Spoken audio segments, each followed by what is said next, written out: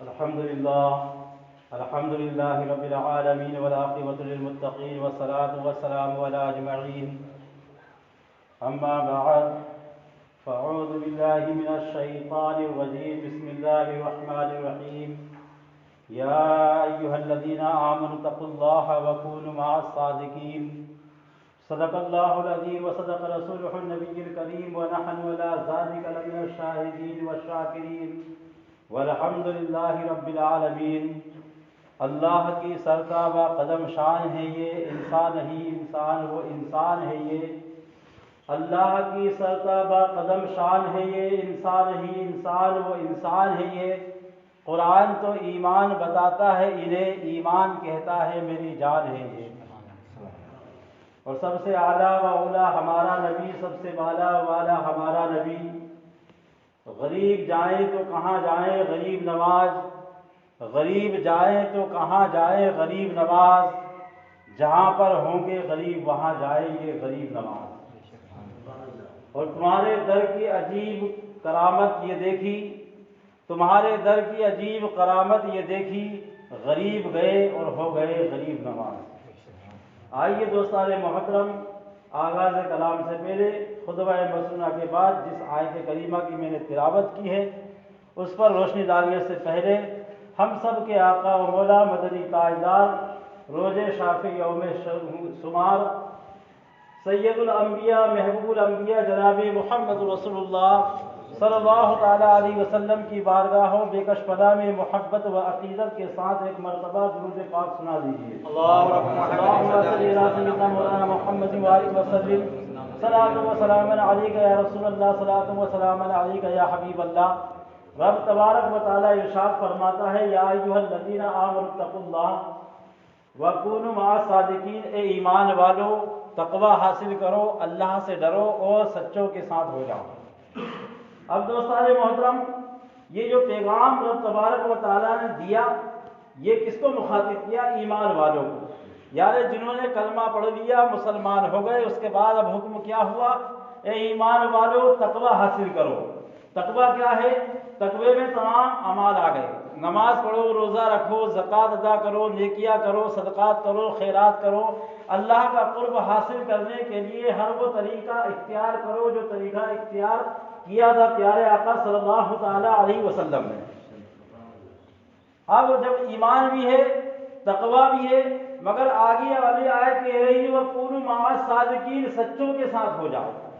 اب یہ سچے کون لوگ ہیں کہ ایمان لانے کے بعد ہمارے پاس ایمان ہے، ہمارے پاس قرآن بھی ہے، ہمارے پاس رمضان بھی ہے، ہمارے پاس نماز بھی ہے، ہمارے پاس روزہ بھی ہے، زکوٰۃ بھی ہے، نیکیاں بھی ہے.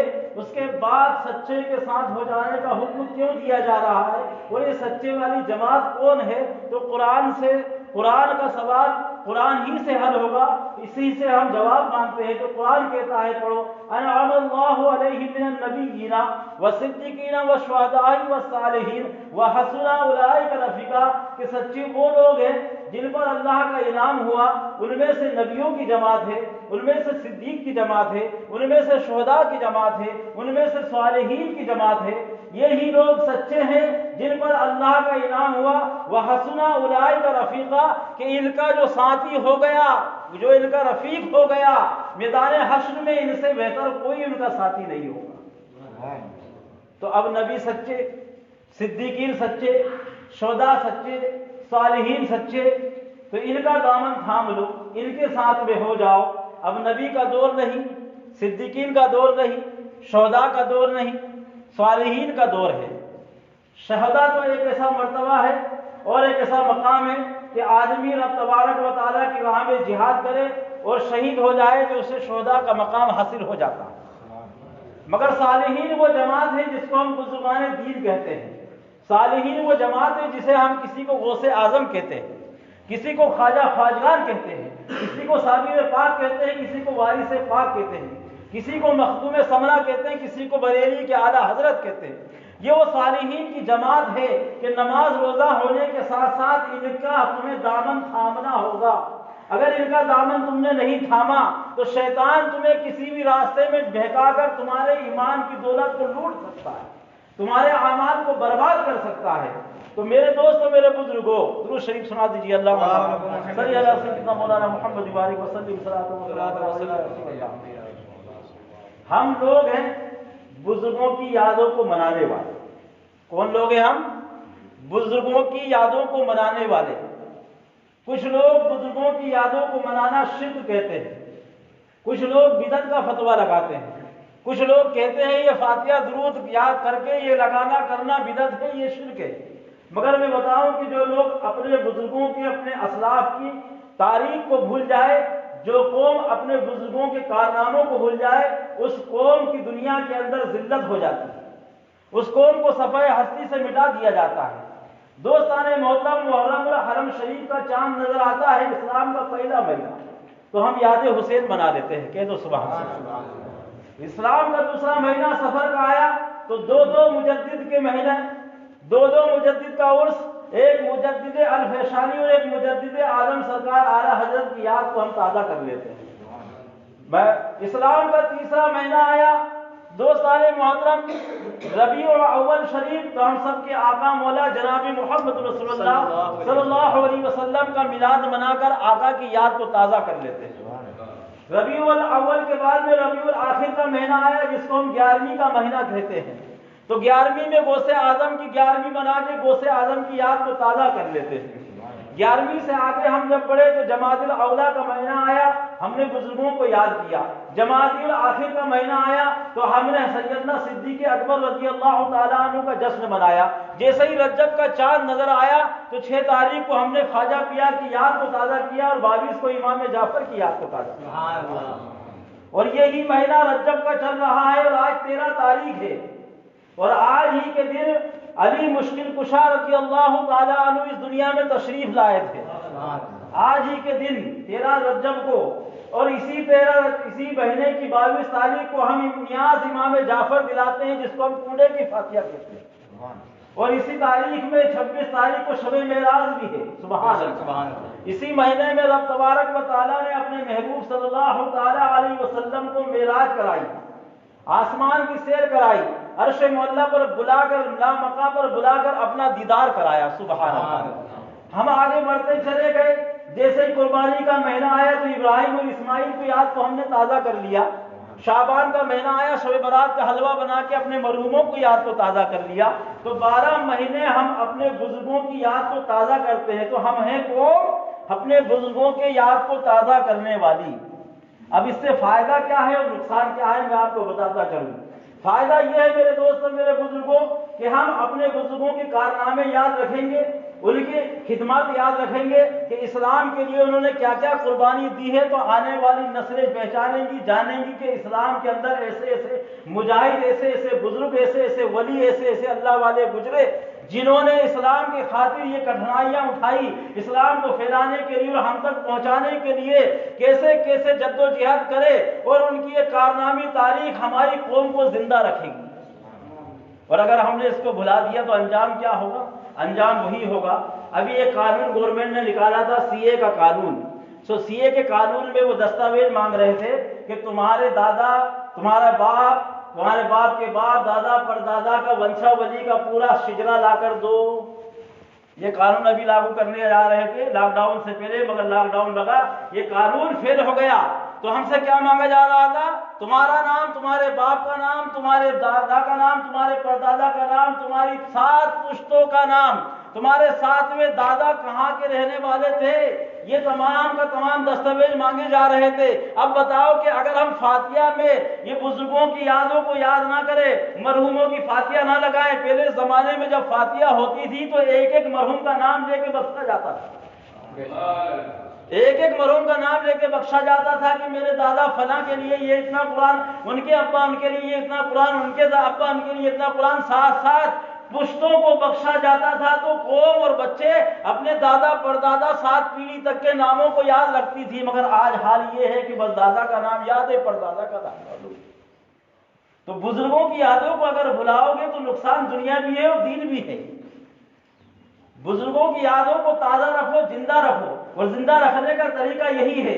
میرے دوست اور میرے بزرگوں، آج کی تقریر میں بتانے جا رہا ہوں کہ 22 رجب شریف کو ہم جو کوڑے کی فاتحہ کرتے ہیں، ایک تو یہ کہ اس فاتحہ کا نام کنڈے کی فاتحہ کیوں رکھا گیا، دوسرا یہ کہ اس فاتحہ کو سب سے پہلے کس نے شروع کیا، تیسرا یہ کہ دوستان محترم اس فاتحہ کا ریزن کیا ہے، کیونکہ یہ فاتحہ اتنی مقبول ہے کہ صرف ہندوستان ہی میں نہیں بلکہ امام جعفر صادق رضی اللہ تعالیٰ عنہ کے چاہنے والے ورلڈ میں جہاں جہاں بھی مسلمان رہتے ہیں وہ اس فاتحہ کا اہتمام کرتے ہیں۔ اب میرے دوستوں، میرے بزرگوں، اس فاتحہ کا اہتمام کب سے شروع ہوا؟ جبکہ وصال جو ہوتا ہے، عرس جو ہوتا ہے یا نیاز جو ہوتا ہے کسی ولی کے انتقال کے دن ہوتا ہے۔ جس دن جس ولی کا وصال ہوتا ہے اس دن اس ولی کا عرس یا نیاز یا فاتحہ دلائی جاتی ہے یا پیدائش والے دن دلائی جاتی ہے۔ مگر 22 رجب کو نہ تو امام جعفر صادق رضی اللہ تعالی عنہ کی وصال ہے نہ ہی آپ کی پیدائش ہے۔ پھر یہ 22 تاریخ کیوں مشہور ہوئی؟ تو آئیے دوستان محترم میں آپ کو بتاتا چلوں۔ واقعہ یوں ہے کہ امام جعفر صادق رضی اللہ تعالی عنہ، پہلے آپ ان کا تعارف سن لیں کہ امام جعفر ہے کون۔ سبحان اللہ۔ امام جعفر وہ شخصیت ہے کہ امام جعفر کے والد کا نام امام باقر، امام باقر کے والد کا نام ہے امام زین العابدین، اور امام زین العابدین کے والد کا نام ہے امام حسین، اور امام حسین کے والد کا نام ہے مولا علی۔ سبحان اللہ۔ تو دوستان محترم کتنا قریب کا رشتہ ہے آقا حسین سے، حضرت علی سے، علی کے بیٹے حسین، حسین کے بیٹے زین العابدین، زین العابدین کے بیٹے امام باقر، امام باقر کے بیٹے امام جعفر۔ 5ویں نمبر پر امام جعفر ہیں، یعنی یہ پوتے ہیں علی کے، یہ لخت جگر ہے فاطمۃ الزہرا کے، یہ ابن رسول اللہ ہے، یہ چشم و چراغ ہے رسول کے، یہ بیٹے ہیں رسول اللہ کے۔ کون امام جعفر صادق رضی اللہ تعالیٰ عنہ؟ ان کی نمازوں کا عالم یہ، ان کے تقوی کا عالم یہ کہ اگر وہ وضو بنا لے، کسی سوکھے درخت کے نیچے وہ وضو بنا لے اور ان کے جسم سے وضو کا پانی اس درخت میں لگ جائے، دوستان محترم وہ درخت اسی وقت ہرا بھرا ہو جاتا تھا۔ یہ مقام تھا امام جعفر صادق رضی اللہ تعالیٰ عنہ کا۔ ایک وقت کا واقعہ ہے کہ مامون رشید نے، بادشاہ مامون رشید کا دور تھا، ان کے وزیر نے امام جعفر صادق رضی اللہ تعالیٰ عنہ کے خلاف مامون رشید یعنی وقت کے بادشاہ کو بھڑکا دیا۔ کیوں بھڑکایا؟ اس لیے بھڑکایا کہ امام جعفر کے چاہنے والوں کی تعداد اتنی بڑھ گئی تھی کہ جب آپ گھر سے حجرے سے باہر نکلتے تو لوگ ایک بستی سے یا دوسری بستی کو آپ نکلتے تو لوگ استقبال کے لیے جب موجود ہوتے تو 70 ہزار، 80 ہزار، 1-2 لاکھ کے مجمع آپ کے ہاتھ چومنے کے لیے دوستان محترم گریزاں ہو جایا کرتا تھا۔ یہ استقبال، یہ بھیڑ اور یہ شہرت دیکھ کر وزیر نے کہا کہیں ایسا نہ ہو کہ تمہاری بادشاہ خطرے میں پڑ جائے اور امام جعفر خود بادشاہ بن جائے۔ تو بادشاہ نے کہا کہ پھر امام جعفر کے ساتھ کیا کیا جائے؟ کہا انہیں قتل کرا دیا جائے۔ بولے قتل کس طرح کیا جائے؟ کہا کہ ایک پلان بنایا جاتا ہے۔ تو بادشاہ نے پلان بنایا کہ میں ان کو اپنے دربار میں بلا رہا ہوں، جب میرے دربار میں امام جعفر آئیں گے اور میں اپنی ٹوپی کو سر سے نکالوں گا تو پیچھے جو جلاد کھڑا ہوگا، جو میرا سنتری کھڑا ہوگا، وہ اپنی تلوار سے امام جعفر کی گردن کو اڑا دے گا معاذ اللہ۔ یہ پلان ان کا بنا لیا گیا اور 2 وزیر کو امام جعفر کی بارگاہ میں لینے کے لیے بھیج دیا گیا۔ امام جعفر کی بارگاہ میں جب یہ 2 وزیر پہنچے کہ آپ کو بادشاہ سلامت نے بلایا ہے، تو امام جعفر نے آنے سے منع کر دیا کہ میں فقیر ہوں، بادشاہ کے دربار میں میرا کیا کام؟ تو کہا کہ بادشاہ امیر المومنین نے آپ کو یاد کیا ہے، آپ کو آنا ہی ہوگا، بہت سخت ضرورت ہے۔ کہا کہ اگر ضرورت ہے تو بادشاہ خود میرے دربار میں چل کر آئے۔ بادشاہ ہوگا وہ اپنے گھر کا، میں اسے امیر المومنین نہیں مانتا، کیونکہ خلافت راشدہ کے بعد 4 یار کی خلافت کے بعد کوئی خلافت صحیح نہیں گزری میری نظر میں۔ میرے دوستوں، میرے بزرگوں، آخر یہ ہوا کہ دیر در پہ آپ کی خوشامد شروع کر دی گئی۔ امام جعفر کی جب خوشامدیں زیادہ ہوئی، آخر آپ بادشاہ کے دربار میں پہنچے۔ جب بادشاہ کے دربار میں پہنچے تو بادشاہ تو چاہتا تھا کہ اپنی ٹوپی کو اپنے سر سے اتارے، مگر جیسے امام جعفر کا چہرہ دیکھا تو استقبال کے لیے کھڑا ہو گیا اور امام جعفر کے قدموں میں گر گیا اور اپنے پاس اپنے تخت پر بٹھایا۔ وزیر یہ دیکھ کر حیران ہو گئے کہ پلان تو یہ تھا ٹوپی اتاریں گے، گردن ماریں گے، مگر جب امام جعفر صادق رضی اللہ تعالیٰ عنہ نے پوچھا کہ مجھے آپ نے کس لیے دریافت کیا، تو بادشاہ کہتا ہے کہ بس آپ کی خیریت پوچھنے کے لیے بلایا تھا کہ حضور کسی بات کی کمی بیسی تو نہیں، کوئی تکلیف تو نہیں ہے؟ کہا مجھے کوئی تکلیف نہیں ہے۔ تو کہا کہ کوئی ضرورت ہو تو بتائیے۔ امام جعفر نے کہا کہ ہاں میری ایک خواہش ہے، اور وہ خواہش یہ ہے کہ مجھے دنیا سے الگ رکھا جائے، مجھے کبھی دربار میں نہ بلایا جائے، کبھی تخت و تاج کے پاس مجھے نہ لایا جائے، کیونکہ یہ تخت و تاج آل رسول کے خون سے سنے ہوئے ہیں، مجھے ایسے تخت و تاج کی ضرورت نہیں ہے، کبھی بھی مجھے اپنے دربار میں نہ بلایا جائے، میری عبادت میں خلل نہ ڈالا جائے۔ بس اتنی بات ہوئی اور امام جعفر صادق رضی اللہ تعالیٰ عنہ چل دیے۔ اب جانے کے بعد میں بادشاہ کے وزیر بادشاہ سے پوچھتے ہیں کہ پلان کے مطابق تو کوئی کام نہیں ہوا، بلکہ الٹا ہوا کہ آپ جیسے امام جعفر داخل ہوئے آپ ان کے قدموں میں بوسہ دے رہے ہیں اور آپ ان کے ہاتھ چوم رہے ہیں، اپنے تخت پر بٹھا رہے ہیں، وجہ کیا ہے؟ بولے وجہ یہ ہے کہ ارادہ تو میرا بھی تھا کہ ان کو قتل کیا جائے، ارادہ تو میرا بھی یہی تھا، پلان میرا ہی تھا، مگر جیسے ہی وہ داخل ہوئے تو میں نے کیا دیکھا، میرے محل کے سامنے ایک اژدھا بڑا، ایک بہت بڑا اژدھا، اتنا بڑا اژدھا ہے کہ مجھے میرے محل کے ساتھ نگل سکتا ہے۔ وہ کھڑا ہے اور کہہ رہا ہے کہ اے بادشاہ مامون خبردار، اگر ابن رسول کی ذرہ بر بھی تکلیف آئی تو تجھے تیرے محل کے ساتھ نگل جاؤں گا، اللہ کا قہر بن کر تجھ پر ٹوٹ جاؤں گا۔ یہ شان ہے ابن رسول اللہ کی، یہ شان ہے امام جعفر صادق رضی اللہ تعالیٰ عنہ کی۔ اب 22 رجب کو کونے کیوں اور کونے کی فاتحہ کیوں؟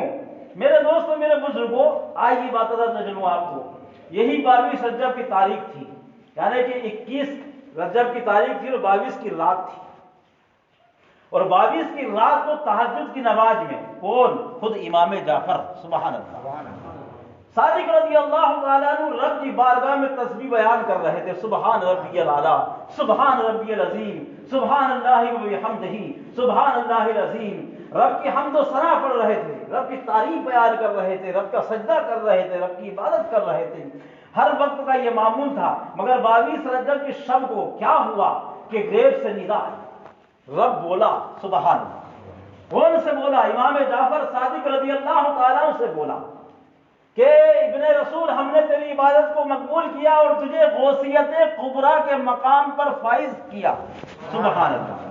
اب یہ غوثیت کبریٰ جو مقام ہے چھوٹا موٹا مقام نہیں ہے، یہ اللہ کے فضل سے ملتا ہے، محنت سے نہیں ملتا۔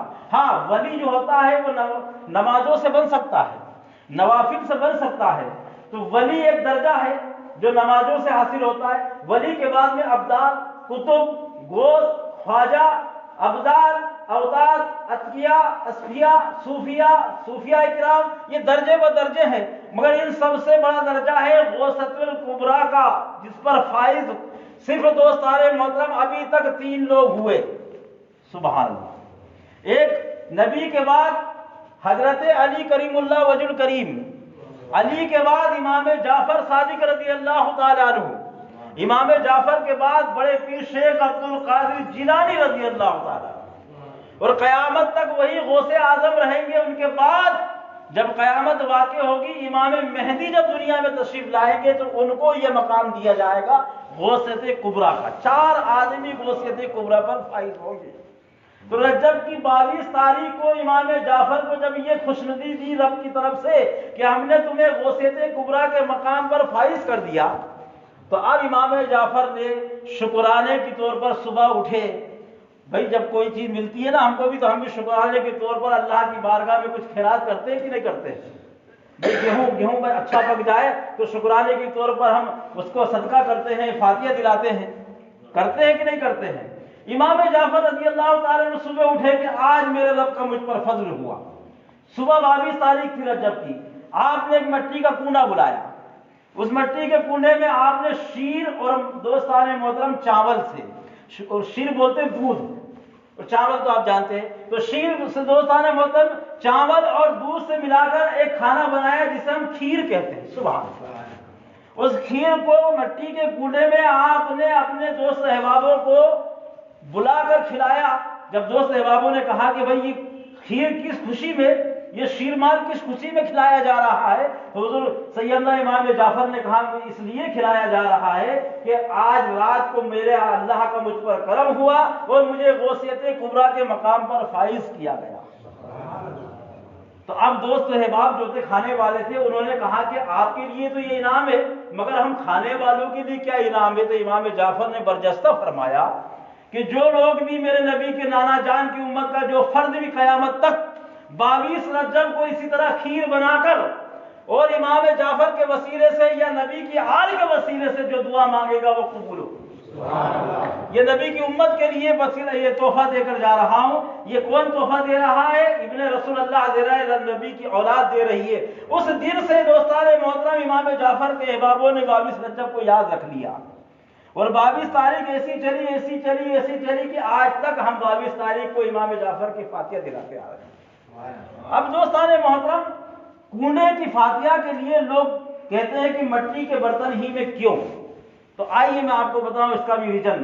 امام عسکری رضی اللہ تعالیٰ عنہ، یہ بھی امام جعفر کے 5ویں پوتے ہیں، سبحان اللہ، یا امام جعفر کے دوسرے پوتے ہیں۔ تو ان کے زمانے میں کیا ہوا کہ لوگ تانبا اور پیتل کے برتن استعمال کرنے لگے۔ اس سے پہلے نبی کے زمانے سے امام عسکری تک کے زمانے تک مٹی کے برتن میں لوگ استعمال کرتے تھے۔ کھانے کے لیے مٹی کا برتن، پینے کے لیے مٹی کا برتن، پکانے کے لیے مٹی کا برتن، ہر چیز کے لیے مٹی کا برتن استعمال کرتے تھے۔ مگر امام عسکری جو امام جعفر کے پوتے ہیں، ان کے دور میں تانبا اور پیتل استعمال ہونے لگا۔ تو 22 رجب کی فاتحہ میں جب دیکھا کہ تانبے اور پیتل کے کنڈے رکھے ہوئے ہیں، تو امام عسکری غضبناک ہو گئے اور کہا کہ اے لوگوں، کم سے کم سال میں ایک بار تو میرے نانا جان صلی اللہ علیہ وسلم کی سنت ادا کر لیا کرو اور مٹی کے برتن میں کھا لیا کرو۔ تو میرے دوستوں، میرے بزرگوں، سنت کی نیت سے اگر آپ مٹی کے برتن میں نیاز دلا رہے ہیں تو بہت اچھی بات ہے، مگر آپ اگر یہ سمجھتے ہیں کہ نہیں ضروری ہے تو یہ کوئی ضروری نہیں ہے۔ مٹی کا برتن اگر نہیں ملتا ہے تو آپ پیتل کے برتن میں، تانبے کے برتن میں، اسٹیل کے، جرون کے، کانچ کے، پیالے کے، کوئی سا بھی برتن مل جائے، پاک و صاف اگر ہے تو اس میں فاتحہ نظر و نیاز دلا سکتے ہیں۔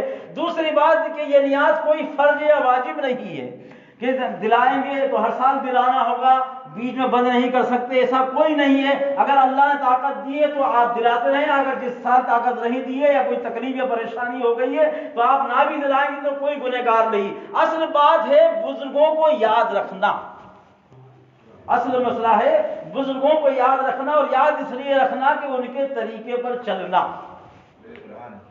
صرف کھانا کھا کے سو جانا نیاز نہیں ہے، حلوہ بنا کے سو جانا شب برات نہیں ہے، گوشت مانڈے کھا کے سو جانا یہ بزرگوں کی یاد نہیں ہے۔ بزرگوں کی یاد کا اصل مقصد ہے ان کے طریقے پر چل کر ان کی طرح نمازیں پڑھنا، ان کی طرح اسلام پر عمل کرنا، ان کی طرح نبی کی سنتوں پر عمل کرنا، ان کی طرح اللہ سے ڈرنا، اللہ کی عبادت کرنا، اللہ کی تعریف و حمد و ثنا کرنا، ان کی طرح دین کو پھیلانے کے لیے جد و جہد کرنا، ان کی طرح نمازیوں کی تعداد بڑھانے کے لیے دعوت دینا، ان کی طرح اپنے اسلاف اور اپنے بچوں کو تعلیم دلانا اور دینا۔ اگر یہی اصل مقصد ہے بزرگوں کی یاد کو تازہ کر دے گا۔ اللہ تبارک و تعالی ہمیں اپنے بزرگوں کی یاد کو تازہ کرنے کی توفیق و رفیق عطا فرمائے، کہنے سننے میں غلطی مولا معاف فرمائے۔ وما علینا الا البلاغ، جن حضرات نے سنتیں نہیں ادا کی وہ سنتیں پڑھیں۔